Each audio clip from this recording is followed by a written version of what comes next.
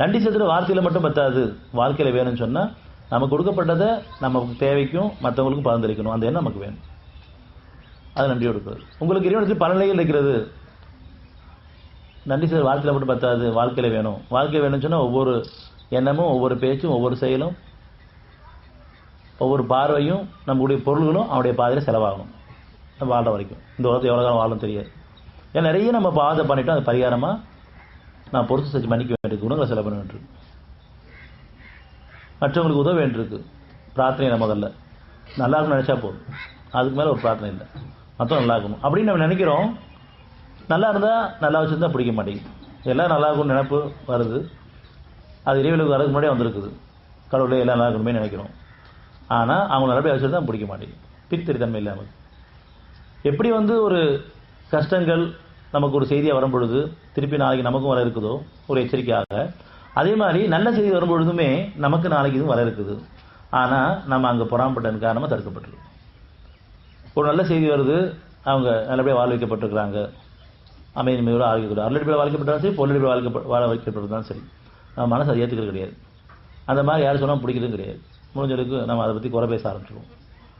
அப்படி நல்லது சொன்னால் கூட நம்ம அவங்கள பற்றி தப்பான செய்தியை சொல்லி அனுப்பிச்சிடுவோம். நீங்கள் நினைக்கிற மாதிரி அவங்க கிடையாது, அவங்க இப்படிப்பட்டவங்க, எனக்கும் அவங்களுக்கு பிடிக்கல. அது ஒரு காலத்தில். இப்போ உங்களுக்கு அவங்களே மாற்றி அமைக்கப்பட்டு, நம்மளே மாற்றி அமைக்கப்பட்டு, நம்ம எல்லாருக்குமே யாரும் முந்தி போல் இல்லை. நம்மளும் நிறைய தவறு உணர்ந்துருக்கோம், மன்னிப்பு கேட்டிருக்கோம், மீட்டு கொடுத்துருக்கோம். அதேமாதிரி மற்றவங்களும் அந்த மாதிரி தவறு வந்திருப்பாங்க, மன்னிப்பு கேட்டிருக்காங்க, மீட்டு கொடுத்துருக்காங்க. அப்படியே மன்னிப்பு கேட்கலாம் கூட ஒரு காலவசம் குறிப்பிட்டு அது திருந்திருக்காக இவன் கொடுத்துட்ருக்கான். ஆனால் அவன் வாழ வச்சுட்டு இருக்கும்போது நம்மளால் ஏற்றுக்க முடிய மாட்டேங்குது. அவங்களை கண்ணியத்தை குறைக்கிறோம். நம்ம நெருக்கமானவங்க அல்லது பழக்கத்தில் உள்ளவங்க, குடும்பத்தில் உள்ளவங்க ஒரு நல்ல செய்தி அவங்கள பற்றி யாராவது சொன்னால் நம்ம உடனே மாற்றி போட்டு விட்டுருவோம், அவங்க கண்ணியத்தை குறைக்கிற மாதிரி.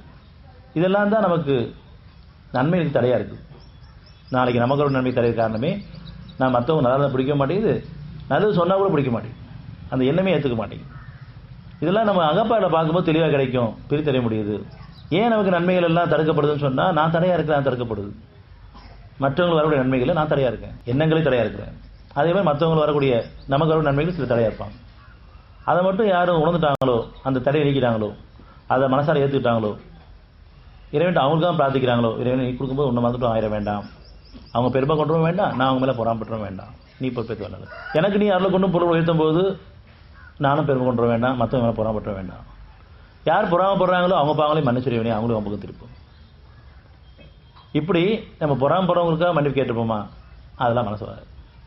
முதல்ல நம்ம பெருமை கொண்டு உணரணும், நம்ம மேலே பொறாமப்படாமல் பாதுகாத்திருக்கணும்.